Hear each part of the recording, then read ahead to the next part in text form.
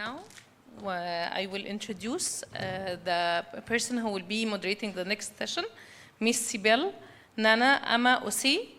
She is the regulatory consultant and COO of SNAAP Access. My topic today, for which I'm moderating, is on empowering access, the strategic insight into self-care production in pharma, regulatory pathways, and self-care, mastering the switch. And I want to use this opportunity to say thank you again for the opportunity given us. Before I call the speakers and the panelists on the table, we will look at what self-care medication and the over-the-counter medications are in terms of its synonymous.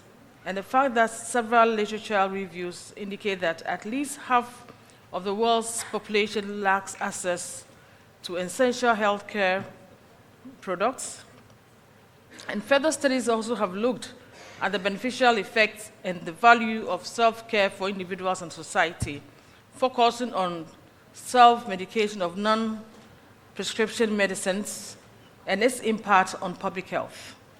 This offers individuals a convenient and reliable way to take care of oneself or themselves, and then also having a promising approach to improve the well-being and the quality of life, where access to healthcare services can be challenging.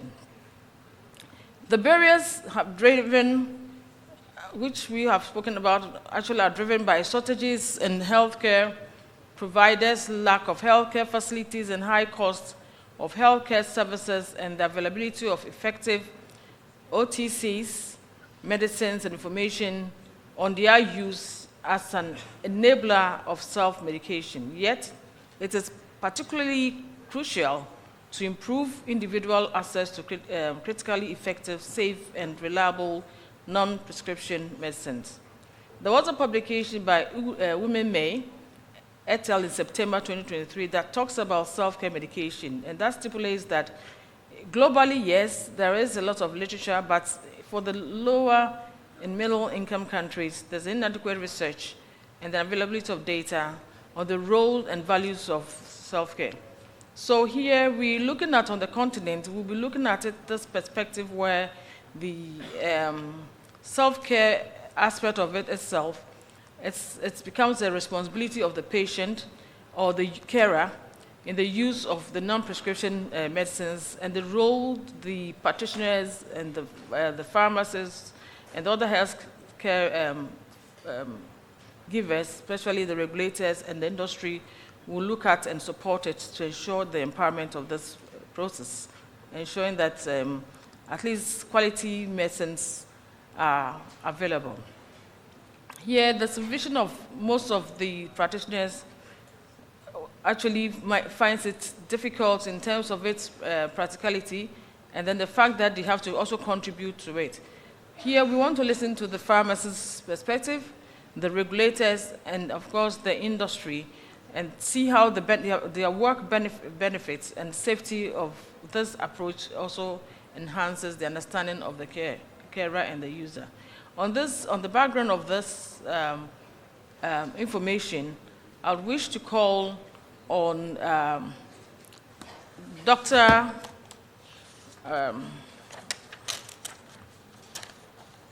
Ramis, who is the lead R&D aspects from Hailing MEA to come over and give us his views. Dr. Ramis Sarini serves as the R&D lead for Middle East and Africa, and is the vice chair of the MINAP, which is the Middle East component of its industries, looking after Pakistan and East Africa, where he has played an important role in leading decisions on self-care in the region. With over 20 years of experience in the pharmaceutical and consumer healthcare industries, he oversees the research and development activities across the Middle East and North Africa region, ensuring the delivery of innovative and high-quality products that align with consumer needs and regulatory standards. He also holds a robust background on regulatory affairs, regulatory strategic development, pricing, and external engagement. Through his leadership, he has built and maintained strategic partnership with key stakeholders, including government agencies, industries, associations, and healthcare professionals, reinforcing his industry commitment to deliver better everyday health across the Middle East countries. He also holds an MBA in management from the University of Bradford, and then the Bachelor of Science in Pharmacy from Cairo University. His working experience has been enormous, and he, through 2022 to date, and the various skills that he has obtained from GlaxoSmithKline and other consumer healthcare institutions, had also given him the opportunity to master such experiences. On this note, I'll call on Dr. Remix. Are you with us here? Okay. Our second speaker, Dr. Marwa, is the head of regulatory affairs across Africa, Middle East, and Turkey. She is the head of the regulatory affairs across Africa, Middle East, and Turkey at Sanofi Consumer Healthcare, with an extensive background as regulatory, medical, quality, and pharmacovigilance expert in the pharmaceutical industry. He holds her PhD in pharmacy and a master's degree in quality management in the health field. She brings a wealth of experience gained from local, regional, and global roles within the multinational pharmaceutical companies. Dr. Marwa has been instrumental in shaping and implementing innovative business models across Africa and is passionate about driving science-inspired innovation to meet healthcare needs. Her leadership continues to foster regulatory excellence and strategic insight across the region she oversees. Okay, nice to see you all again. And I think, yeah, we're late for lunch, but I'm hoping that your energy level is still there so we can finish this session and join lunch. So I'll start by introducing Helion, or maybe reintroducing Helion as a company, one of the leading companies for the consumer health care.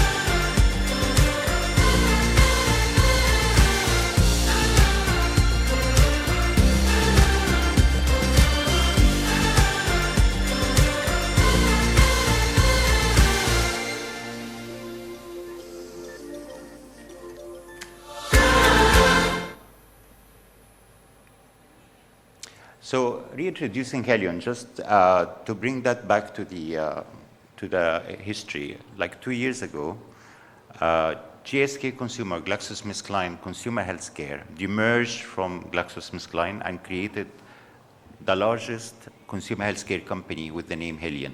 And where does the name come from? So Helion is actually a combination of a name of Hail and Leon, and Hail means health, and Leon means strength, and that's the meaning of the name Helion. So Helion is actually the known GSK consumer healthcare company that became a standalone company and the largest consumer healthcare company worldwide. So global leader in consumer health, number one in oral care, operating in markets that value of 197 billion pounds. We lead in 5 categories, and those 5 categories are oral health, pain category, respiratory, VMS, and others. 9 power brands, and with a revenue of 11.3 billion per year. So what do we do in MEA? So in MEA, we actually operate in 46 countries. So in Middle East and Africa, we operate in 46 countries. We have 7 hubs. Those 7 hubs are located in different markets across Middle East and Africa. We have 1,500 people. We have 3 manufacturing sites that is actually belong to Helion itself, which one at Cape Town, one Jamshoro, and one in Nairobi. Plus, we actually operate as well through different CMOs across the region, like in Egypt, in Morocco, in different countries across the region. We serve 2 billion consumers, or that's our aim, to serve 2 billion consumers, with power brands that probably known for many of you. Plus, the other thing is the way we distribute our products is actually because it's more like we cover the OTC products. It's through pharmacy, 65% of our distribution, mass market through 33%, and then also we're actually quite penetrating into the DCOM. So why consumer healthcare now? Why consumer health is becoming more and more relevant? First of all, global economic shifts towards emerging markets. That's one thing. The aging population and the chronic disease, or how to maintain the health of aging population. Consumer now today, or everyone now, is actually started to focus more on health and more on wellness. So it's not just about treatment, it's more about how to actually prevent. Increasing the pressure on the public health sector in general and the budget. At the same time, there is a big sizable unmet consumer needs where company like us and different consumer health companies are actually working to meet those consumer needs. When we go back and try and define self-care, which is the essence of the whole consumer health care. So there is a definition by WHO, which is the ability of individuals, families, and communities to promote health, prevent disease, maintain health, and cope with illness and disability with or without the support of healthcare professionals. If we look on how the industry actually defining self-care, which is very similar, self-care is the practice of individuals looking after their own health, using the knowledge and information available to them. It's a decision-making process that empowers individuals to look after their own health efficiently and conveniently, in collaboration with health and social care professionals as needed. What is the benefit, or like how the self-care is actually benefiting healthcare systems or even economies or the consumer themselves? If we look at the examples, actually the self-care actually bring a lot of saving and bring a lot back to the economy, to markets as well. If we look at some examples, like individuals' time saving in terms of hours, it will save around 11 billion. If we look at the physician time saving, so if physician time is more for chronic disease or more serious disease, we're saving 2.8 billion of budget here. If we look at the productivity, so if we have healthier consumer, then you have improvement in productivity and hence also the economy of overall countries. The 4 dimensions of access and health and consumer from consumer perspective. So we look at physical health, we look at mental health, preventative health, and aesthetic health. So when we try and divide that and understand more about it, we find that for physical health, imagine markets or countries less in sick days, being able to perform, not tired, energetic, focused mind, better productivity. It goes without saying. If we look at mental health, no stress or less stress, happy, and also associated with being weak. So it's more of like if you work on like the whole mental health, it's actually you bringing more efficient consumer into the markets. Preventative health, aspirational, mainly budget-friendly options, sleep, diet, and exercise. So this is more of some stuff like the whole lifestyle. Aesthetic health, decent and presentable, considered important for success. So this is how the whole thing.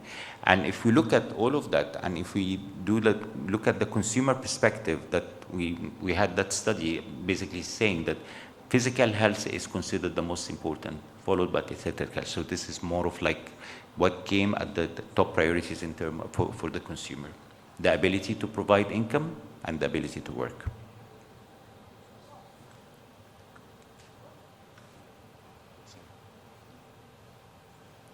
So what are the typical health concerns for consumer today?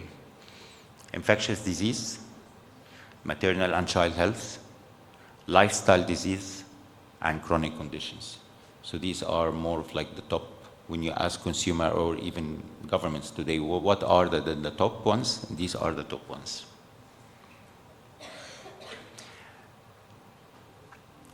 And when we look at the different categories within that, we'll find that number one, this is, by the way, it's a lot of data from here, actually it's coming from Africa itself. Number one is pain, back pain, headaches, etc. Number two, fever. Number three, cold and flu and cough. And number four is allergy. And if we look at how that is relevant to the consumer, everyday consumer health, and how that is actually impacting their productivity, you'll find it like, if I have fever, I cannot really be as productive. If I have a cold, I cannot go to work. So it's all connected. And that's why we as an industry, we look at how we develop the environment, the regulatory environment in Africa for better consumer health environment. And we're not saying that it shouldn't be regulated. It should be regulated, but the type of regulations here are the one that actually can serve the purpose. And this is more of like what has been done in many other countries in the world, and what we believe it could be an optimum regulated self-care environment that actually promotes self-medication, which is a clear distinction between prescription and non-prescription products. So this should be that clear distinction. Efficient mechanism of switch, so switching from prescription product to a very more established OTC product or a general sale one. Enhance consumer awareness in self-care with the collaboration with the governments and the industry. Empower pharmacists and patients, because pharmacists are very important. Patients, they go and take advice from pharmacists. We need to empower the pharmacists more. Improved access to general sale and accessibility, so consumer can find what they need. They don't have to travel that long or go or cannot get hold of what they need. Allow direct-to-consumer communication. Why? Because this will bring a lot of education. Will bring a lot of benefits. The more we communicate directly with consumer about products and benefits and the usage, etc., the more you will find you actually reduce health literacy and actually improve the whole information where the consumer can get benefit from. And also establish the best pricing strategy. Engage healthy competition for consumer benefit and liberalization. So as a company and as part of the industry, we actually would like to collaborate more in developing that across Africa. We know that there are so many developments taking place in the last number of years, and you'll find that probably different countries are at different stage of that self-care and the whole responsible self-medication. We'd like to have maybe this mutual recognition of the new regulations for self-care, or like the established regulations of self-care environment. We'd like to work closely with the government on how to do the best, let's say, legislations when it comes to self-care and self-medication. I think that's my last slide, and thank you very much.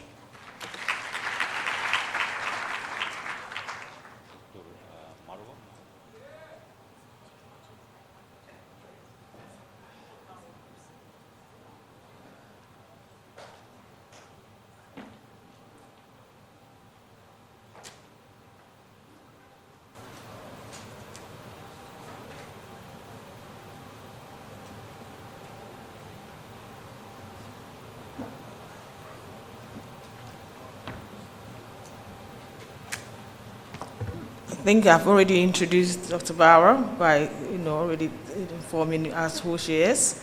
So I'll call her directly to the stage to do her presentation.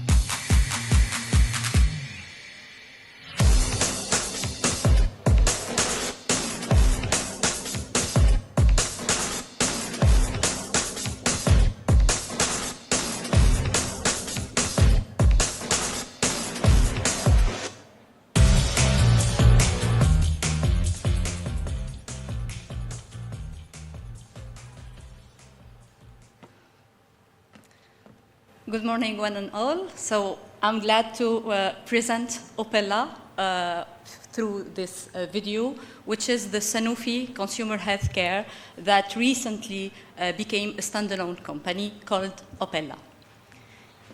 So let me start by thanking our colleague Ramez that just went through a detailed and comprehensive presentation with regard to self-care, in which helped us understand the depth of this topic. Now I am proposing to detail one of the pillars of the self-care that will involve regulators and regulatory experts to ease patient access to their medication and encourage them to take control on their health and well-being. So the presentation is entitled Prescription to Non-Prescription RX to OTC Switches. And I am going to take you through the definition of the switch, the different processes with some worldwide examples, and then why is the switch so important. So before to get going, I'm gonna ask if anyone wants a coffee. If yes, then please get a prescription. Actually, this was not a joke in the past. Did you know that coffee was a switch product? Indeed, coffee was first introduced as a medicine and was only switched to a popular drink in the 1670s. So, what is switch?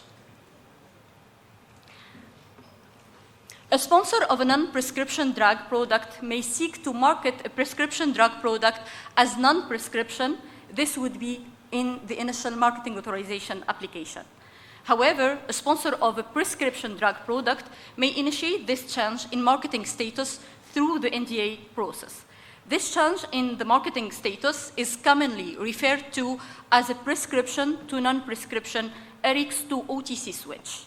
So the general definition of the ERICS to OTC switch is the transition of a medicine that has been under control of a physician to a medicine that can be purchased with no prescription from a pharmacy or general sale. Historically, switches were focusing on 4 main categories that dominate the OTC market, and you may see here in the slide, namely analgesics, cough and cold and allergy, gastrointestinals, and dermatologicals. More recently, switches have broadened into other categories, such as contraception. For instance, the approval of the FDA of the first OTC progestin-only oral contraceptive was revolutionary last year. And looking into the future, switch will continue to shift into other categories, eventually the cholesterol-lowering drug. To give you an idea about the medicines available for people with no prescription, the Global Self-Care Federation and the Association of European Self-Medication Industry websites include a comparison of over 200 ingredients and their legal classification in 39 countries. However, opportunities are still there in many countries to provide citizens with better access to non-prescription medicines. Of the 224 ingredients on the AESGP website, available in some form without a prescription, only 5 out of 39 countries list more than 50% of them as non-prescription medicines. And furthermore, 11 out of 36 country markets have less than 30% of these ingredients available without a prescription. So, what is the switch process? It is very important to get the good or the right idea about the process, making a prescription medicine available over the counter, and hence changing its advertising eligibility, labeling requirements, and pricing. So, the process is data-driven, is scientifically rigorous, is highly regulated, and differs between countries and region.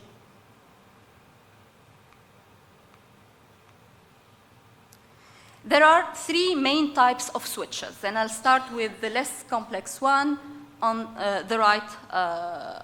your right side. New API is the introduction of a new active pharmaceutical ingredient in an already switched class, means a product whose target indication has already been an established OTC category in the respective market, for example, allergic rhinitis. The switch can also be medium complex for the introduction of a new class of substances within an already established category. Here it may be, for example, a new mechanism of action that has not yet been available in the established OTC category. The last one, and the highly complex one, is the new category, which is a first-in-class switch, establishing a new consumer healthcare category. Here, the target indication will open a new OTC treatment category that is not yet established. And the complexity and regulatory requirements differ depending on the type of the switch and the characteristics and risks associated with the product. In general, it has traditionally been easier to switch products designed for short-term use for symptoms and of an acute condition. So switches can also be either full or partial. Full switch include all indications and strengths of that medication, and partial switch is a commonplace and covers only some indications or strengths for a medication.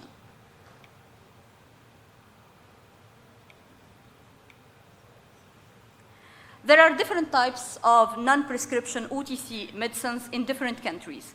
In some countries like USA, there are no non-prescription medicines that require pharmacist supervision. This means that all the non-prescription medicines are available for anyone to access. Medicines are switched from prescription only to being freely available without any input from a healthcare provider.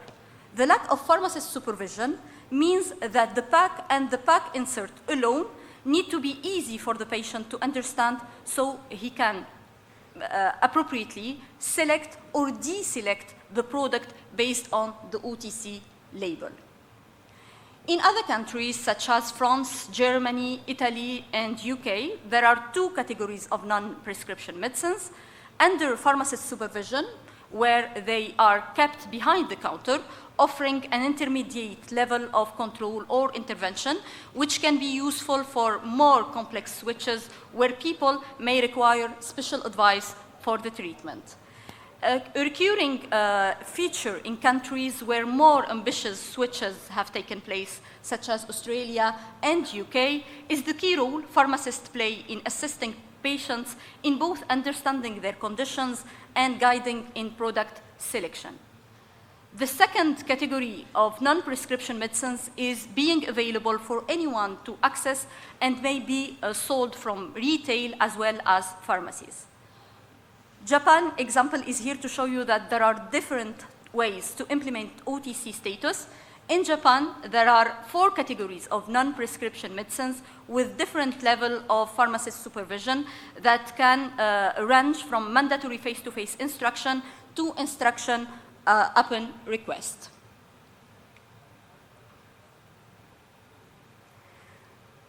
There are different routes to switch in Europe. There is the centralized procedure where the product is switched in all the 28 European member states simultaneously, although there is no obligation to market the product in all these states. Decentralized and mutual recognition procedure, and here the product is simultaneously switched in more than one key market in the European Union, which is selected by the company. The national procedure, where the product is switched in an individual country. This is depending on the specific regulatory processes of that country. Important to mention that European Union can offer up to 1 year marketing exclusivity subject to providing new data relevant to the switch product. So the centralized procedure is controlled by EMA, and prescription medicines that have a centralized marketing authorization from the European Union are supposed to follow the centralized route for switch. This means that all member states have to support the switch, and therefore very few switch products have used this route. There is actually a reflection that member states may prefer to retain some control over which products are available over the counter in their countries, and this could be due to differences in pharmacist training, culture, and consumer behavior. So the decentralized and mutual recognition procedure is where the product is switched simultaneously in more than one market in the European Union chosen by the sponsor. This process includes identifying a reference member state that will be the primary sponsor or supporter of the switch, and other concerned member states, which are European countries likely to be in favor of this switch. The national procedure is where the product is switched in a single country and is dependent on individual country regulatory processes. So although authorities in the European Union have adopted switch decades ago, they do have different switch attitude which lead to different timelines and processes. In France, there is no clearly defined regulated process and timelines. It involves multiple players, including National Agency for the Safety of Medicines and Health Products, ANSM, Academy of Pharmacy, and Health Ministry. In France, the manufacturer usually applies for the switch, but a switch can also be initiated by the French government. This was the case of Levonorgestrel. Compared with the European countries, the French authorities have been more conservative in granting OTC permissions to certain drugs. For example, the OTC ibuprofen only became available in France in 1992, 9 years after it was granted in UK. The UK is open to switches and has a well-regulated and clear processes. The Medicines and Healthcare Product Regulatory Agency has actively supported switch and provides clear guidance and a detailed process for switching as well as supportive advice. Outside of Europe, Brazil is historically considered as conservative switch market. However, guidance has been adopted to streamline OTC processes. Switch is in the rise in China. The China Food and Drug Administration released switch guidelines, making the process clearer and shorter. Japan is supportive of switches. The Ministry of Health, Labour and Welfare proactively identifies potential switch candidates. And in the USA,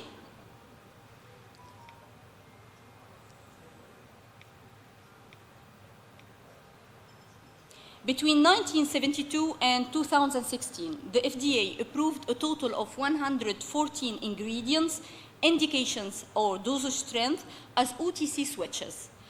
This equates to more than 700 OTC products on the market. In the past decade, most of the switches in the USA have focused on allergy and gastrointestinal products.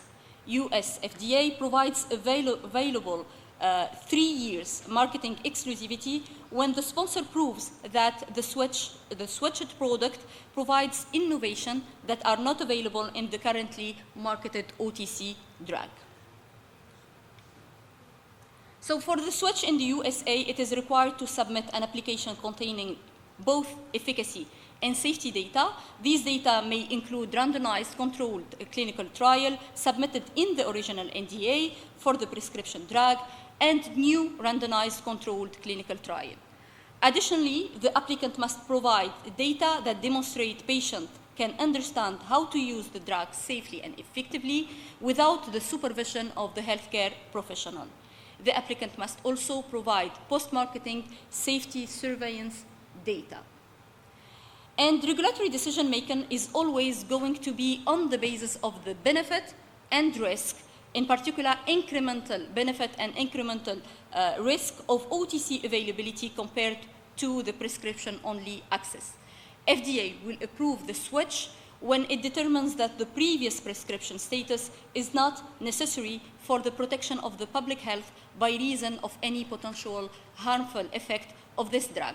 So whenever a product is approved by the FDA as non-prescription medicine, this means that it could be safely selected and used by the patient.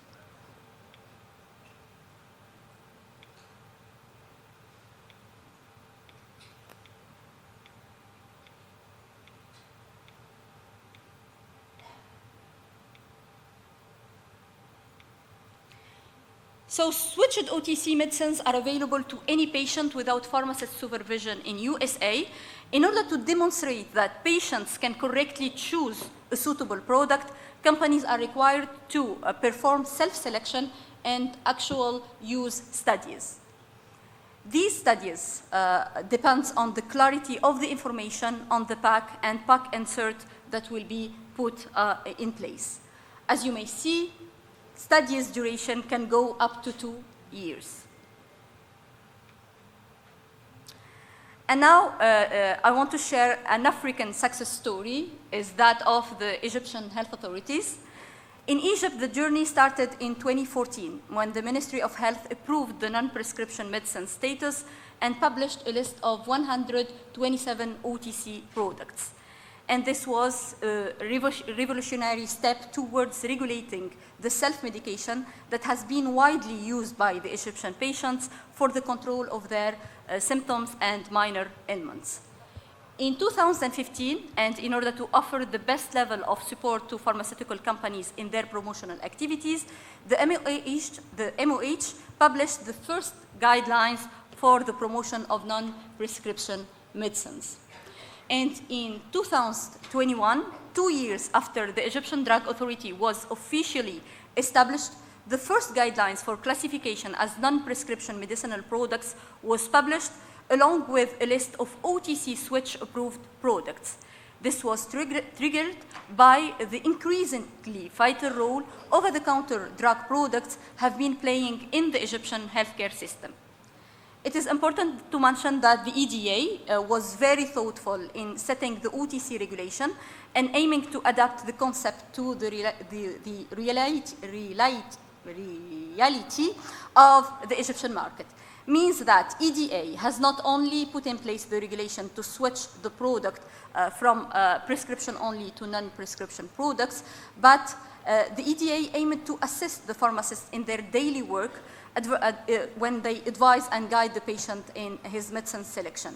This is clearly shown in the research work done by the EDA experts, and that resulted in clear notes on the OTC products list that are destined to the pharmacist to clarify the use criteria, precaution, and interaction to be avoided for each of the OTC products. With the approval of the newly switched products, the EDA is continuously reviewing the safety and efficacy profile of all the non-prescription products, and hence updating on regular basis the list of the OTC drug products. The last list was published in September last year, including 94 ingredients.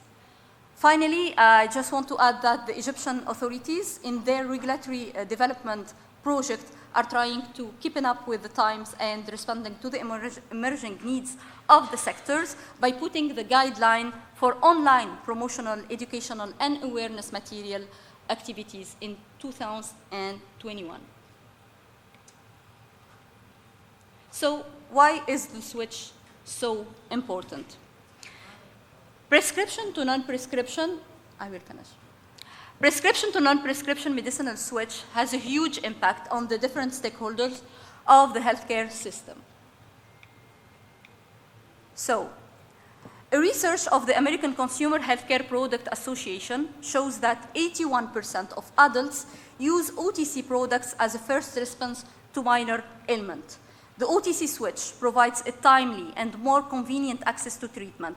It can significantly increase utilization of certain medicines where a large proportion of the population has traditionally gone untreated.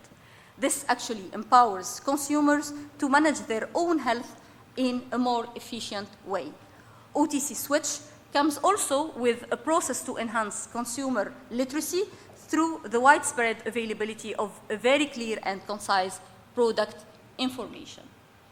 And for the healthcare system, according to the American Consumer Healthcare Product Association, $1 spent on OTC medicines results in $6 to $7 in saving for the US health system due to fewer physician visits and reduced spending on more expensive care. And irrespective of the figures that might be generated by research in different countries or region, it is obvious that prescription to non-prescription switches hold promise for governments by helping to ease pressure on the formal healthcare system. It frees up healthcare professionals, and thus doctors can spend more time on their attention and more involved illness.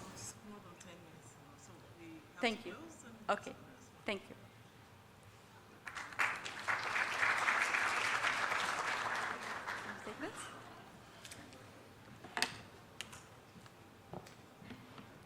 Thank you, Dr. Ramex and Dr. Mawa for speaking to us. Now we're going to call on our panelists who are also going to dive deep into their thoughts into the OTC, which is a self-care medications in the region and on the continents as well. So we want to call on Dr. Heidi Ahmed. She is Director of Regulatory Affairs North Africa for Halen. And after graduating from the Faculty of Pharmacy in Ain Shams University, Heidi started her career at the Ethiopian Drug Authority, then joined Egyptian Drug Authority, then joined Novartis as head of regulatory for North Africa and is it Near East? and Near East, where she led the regulatory functions for English and French-speaking African countries, as well as Lebanon. In 2015, and as part of the joint venture between Novartis and GSK, Heidi joined GSK Consumer Healthcare, leading the function within the same geographical, and now she's the Director of Regulatory Affairs for North Africa Hailing. She has a diversified experience across Africa and Near East in regulatory, pharmacovigilance, and regulatory compliance, while combining corporate and governmental legislative experience. Welcome. We'll call on our next panelist, Dr. Sonia Ben-Amo. She's the head of the National Control Laboratory, National Regulatory Authority, Tunisia. She was the head of the laboratory in Tunisia since 2023, and the chief department, pharmacotoxicology department at the Tunisia National Drug Control Laboratory since 2018, responsible for the evaluation of biologics, biosimilars, blood derivatives, and human and veterinary vaccines dossiers since 2008. Her background is wide, participated in WHO's CMC assessment of COVID vaccine pandemic in the frame of pandemic responses, also a GMP auditor of foreign biological and biosimilars production sites, Ministry of Health, senior specialist in pharmacology, certified professionals in healthcare quality, and then also with leadership and management in health, University of Washington, Department of Global Health, then the fundamentals of implementation science in global health, University of Washington, Department of Global Health, and member of the COVID-19 Scientific Committee since January 2021, member of the Scientific Council of National Control Laboratory since January 2019, participated in elaboration of various Tunisian guidelines development, a member of Biosimilars Committee in his country, and formerly also a clinical pharmacologist and drug information centers. So you can see the wide experience that we have on the panel. And then we call on the last but not the least, Dr. Amier. She is also a health informative fellowship person, with an MSc Hospital Management Logistics, Healthcare Quality Management diploma, and then also a general manager of Pharmacy Practice General Administration, Egyptian Drug Authority, head of National Rational Antimicrobial Use Team, Egyptian Drug Authority, coordinating and organizing the Rational Antimicrobial Use National Essential Drug Lists, as well as the OTC switching programs. She's a certified trainer and the former head of the Pharmacy General Administration at the Creative Organization. So with the panelists available, we're going to put a few questions to them, see how best can add on to our knowledge. You're all welcome. I'm going to put a few questions to you. You have industry and we have regulators present. So to Dr. Heidi Mosi, I also saw Ahmed. I'm also Mosi, it's okay, Mosi as well, I'll say. What regulatory hurdles have you encountered when introducing self-care products in African countries, and how did you mitigate any of those challenges faced? Yeah. So usually whenever we want to access a new market within Africa, there are a couple of barriers, I would say, toward accessing such markets. The first one of which is cost versus affordability. So usually when we want to enter a new market, the first point that comes to our mind is the cost of the product versus affordability. And that's why we are working closely to have a customized pricing models for each and every market according to its economic status, as well as finding, more innovative products that would fit the needs of the consumer in these markets. Another point as well that we usually encounter is the supply issues. And when we speak about supply issues, you know that going to African markets, which also the supply from different other like European or other sources affect the cost of the product as well. And that's why we always want to, as an industry, to focus more on local production within Africa. So you will find that we have a local production within many countries in Africa, and we usually aim to have what we call Africa to Africa supply, so we can supply the products from one African market to the other, which helps as well in having a better cost and affordability. Another barrier that we are definitely facing is the regulatory environment. So usually the regulatory environment within Africa, we do not have that full-fledged implementation of OTC concept. We do not have concept in many countries. Many countries, I would say, like Egypt, for instance, started the discussion and at, I would say, a good stage of moving toward implementing the OTC concept. At least we have, you know, classification for the OTC molecules, having switch guidelines, advertising guidelines. But a lot of African markets as well are far behind having an established OTC concept or a full-fledged implementation. And that's why we are collaborating with industry, and we are collaborating with authorities as well in order to have, you know, even a step-by-step approach and how to have that full-fledged, even with challenges to implement it, but in a step-by-step approach.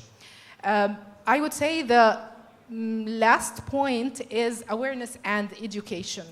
So within Africa, I believe there is a problem related to awareness and education of self-care and what does it mean, which usually hinders people from proper use and efficient use of self-care medications. And again, for raising awareness and educating people, we usually have some sort of awareness campaign, either alone or with collaborating with authorities in different markets in order to raise awareness around self-care and self-medications. Thank you so much. Thank you so much for the submission.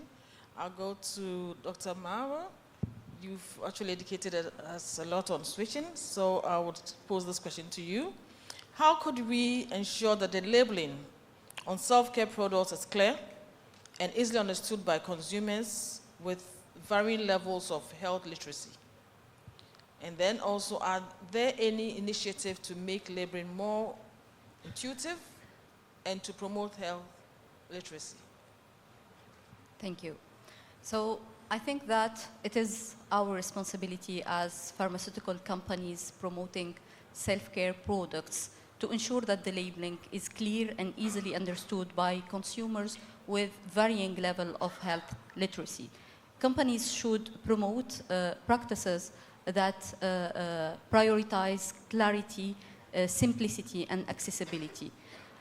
We can do that by adopting a plain language, and when we share information about the product, for example, about product ingredients to the consumer, instruction for use, it should be put in short sentences using visual aids like pictograms, symbols, so that the consumer will grasp the key points without feeling himself overwhelmed by long and complicated texts.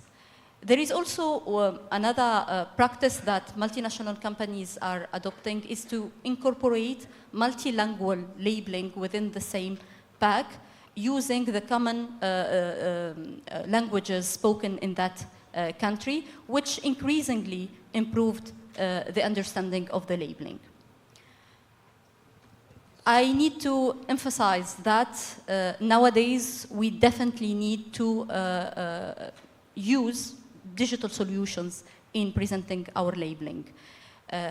For example, the QR code is a very simple and great tool that links the consumer to online resources that will explain the product, give supplementary information, explain the disease, the symptoms management, for example, and answer the frequently asked question. Unfortunately, these digital solutions are still not yet regulated in most of the African countries, and this is actually an area for improvement. We can work together, regulators and industries, to put in place a digital framework that will enable the companies to use technology in presenting in varying ways their labeling, and this will educate the consumer and empower him and engage them in the self-care system.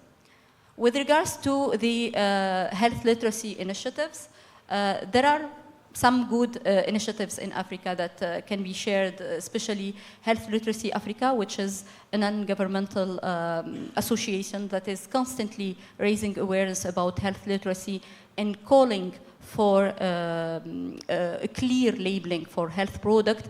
However, these initiatives are still fragmented in Africa, and this is where we need to work together with AMA to ensure that guidelines for the public health campaigns are put in place to promote health literacy and to ensure that initiatives such as pharmacy-based educational programs that will provide the consumer with in-store educational programs with the assistance of the pharmacist can be put in place in our countries.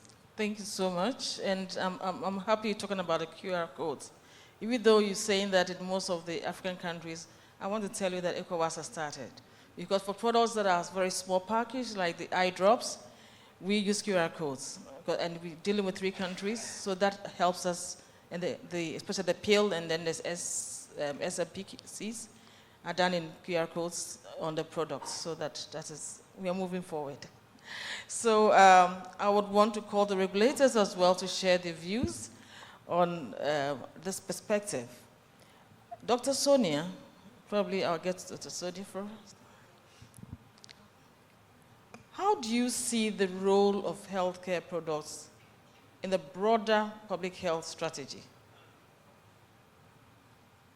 And then, are there any specific policies or initiatives that might enhance access to self-care products? And your questions are a lot. And what are the key challenges in having established full-fledged OTC regulation? Okay, so just to say that in Tunisia, we don't have these OTC drugs. Okay. And like said Hiba, we are resistant. And we were afraid. And we call them non-prescription drugs. And we prefer to keep them not behind the counter. This is true, and there is resistance, even from regulators. But actually, the regulatory framework is moving. And with the onset of the agency, we are obliged to take into account these drugs. And we started by changing this Law 73, coming from 1973, of the pharmacy, all the pharmacy homework, which is now being updated. And they started just by putting the definition of this OTC and hiding to put in place a regulation, let us say, or a guideline for use. But we are aware that we are not alone in this country, and we are not alone in Africa, and we have the industries behind us pushing. So anyway, we will be obliged to go to think about it and to speak about it and to regulate them, to put boundaries actually, and to make it easier for the Tunisian patients to have access to this drug. Actually, I imagine for many countries in Africa, the automedication is enormous, the level of automedication. So if we do a balance between OTC drugs and automedication, what should we do? Should we regulate and make OTC free? or keep ourselves protecting patients because we are thinking that we are protecting them by doing so. So I imagine that we are obliged to go to this OTC to go through education of both pharmacists and patients in different language accessible to them. Thank you so much. Dr. Amir, Abigail. I hope I'll be able to pronounce your surnames. Behari. Is that correct? Behari. Okay, thank you. A question posed to you is, what actions has the Ethiopian Drug Authority taken to enhance self-care practices in Egypt? And what are the key challenges in establishing a comprehensive OTC regulation? At the first, let me emphasize or clear what is self-medication mean to us. It means to empowering the individual and also creating self-healthcare environment by availability of information and the accessibility of knowledge to all individuals and stakeholders to take the appropriate health decision regarding using OTC medication. Let me outline the steps that Egyptian Drug Authority has been taken regarding establishing OTC system or in broad meaning self-medication system. The approach here is guided by our strategy, which is CARE. CARE here for C for consumer awareness. We through different awareness messages which has been provided through Egyptian Drug Authority media channels. At the social media like Facebook and whatever, and also we have initiative which is called Safe Medication, Safe Life. It is targeted to the public. It gives the awareness to the public areas like cultural centers and library and public libraries and also social clubs covering about 16 health topics and also through providing about 11 campaign. Rather than we also have A here for adoption of self-care to the healthcare provider. We here working targeting the community pharmacists through another initiative which is called Aware Pharmacist. Aware Pharmacist here we have about 12 campaigns, also it's covering about 14 health topics through 44 training hours to the community pharmacist. And also we are interested with the future pharmacists like pharmacy students in different universities. We have already pharmacy knowledge profession which is target the pharmacy, as I said, the pharmacy students. We have also about 8 field visits to them to give the awareness messages and about self-medications and other topics.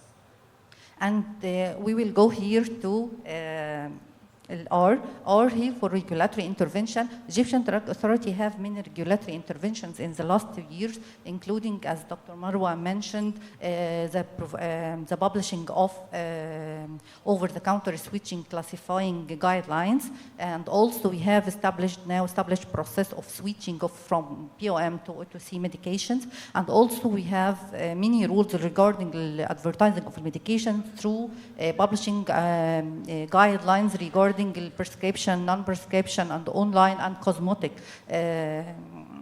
advertising guidelines.